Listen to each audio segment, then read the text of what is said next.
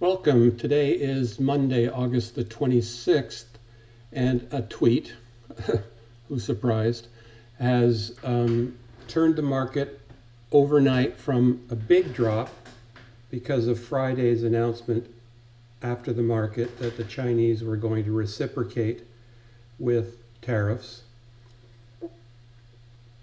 And then Trump tweeted that China called him and said they want to go back to the table. Now, China News, the official news source from the government, our government-sponsored news source, says that's not true. And Kramer says he's shocked that traders or investors would believe China over Trump. I just had to shake my head on that one. Those who have believed Trump's tweets in the past have come to regret it over the last few weeks, but they all seem to even out, and the market seems to be bullish and is using Trump's tweets as an excuse to reverse. But you'll see today that the volume was very, very low. The Dow volume was low. The NASDAQ volume was lower than we've seen in some time, as was the S&P 500. Advancers led decliners by a factor of 2 to 1. And that takes our market oscillator back up again. We are definitely repeating this right here. This is the churning that took place earlier on in the summer, and go back to the last time this happened, well, maybe here. Before that it was March. Is it going to break to the bottom or break to the top? Right now we're heading back a little bit more towards the zero line. Tomorrow will be important to take us back to either zero or reverse the trend and go negative.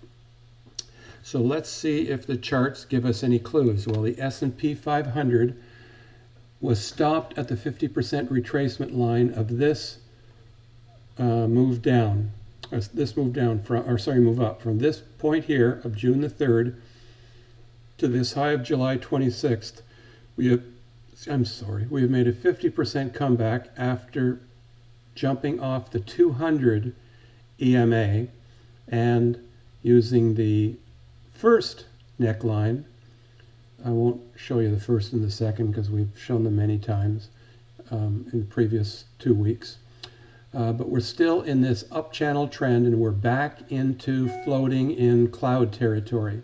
So that means churn. Friday we saw the Chiku span get support on the top of the flat cloud as it had in the past, and we've bounced up.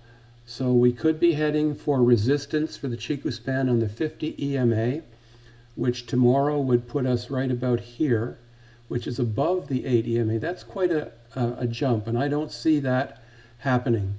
Instead, what I see happening is coming down.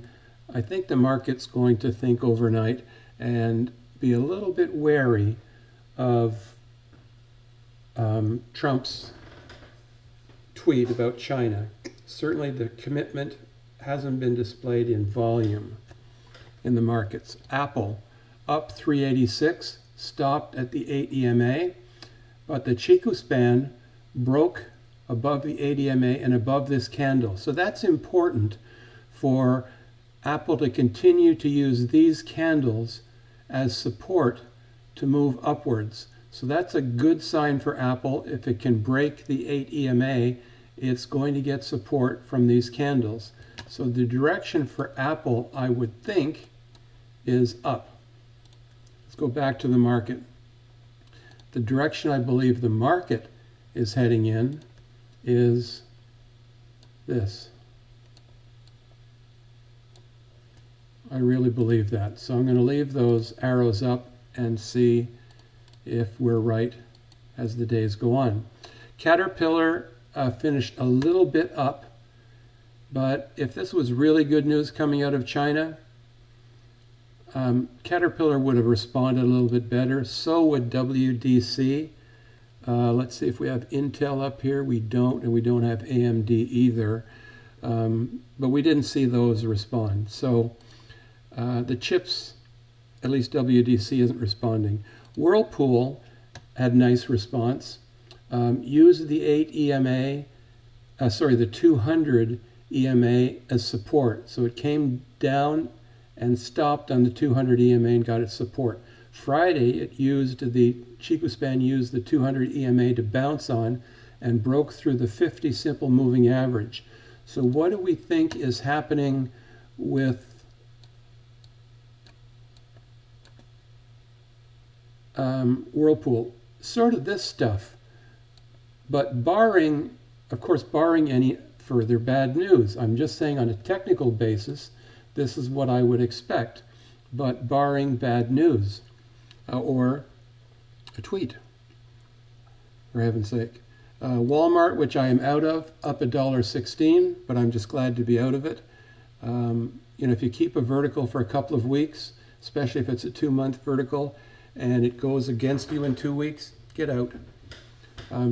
Take a little bit of a loss, but it's better than the loss you could have incurred just by sitting there hoping that it's going to recover back to the position of the opening call, which is 115.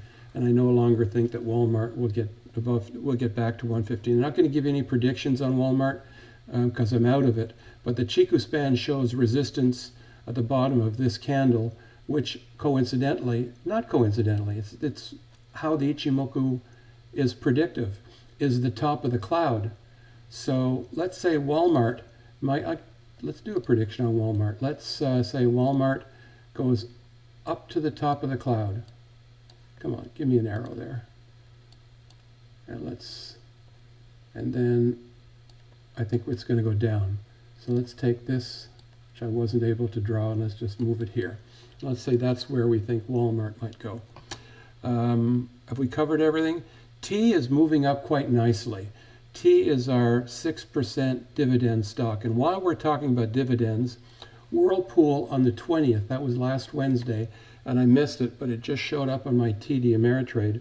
Whirlpool on the 20th announced a $1.20 dividend. And you remember that I have 1,100 shares, but I'm going to lose 300 of them to the short 130 calls on Friday. But Friday is going to be an ex-dividend day, so they can take my stock from me on Friday. It doesn't matter. I will be holding the dividend. So that is a nice little surprise. But it's $1.20. It's payable September the 15th. So if you've been trading Whirlpool with me, my 1,100 shares are going to result in $1,300 of dividend, which is really very nice, and that's why I do it. So thanks very much. Let's see if this new idea of making predictions with the arrows is helpful to us as we trade forward. See you on Tuesday.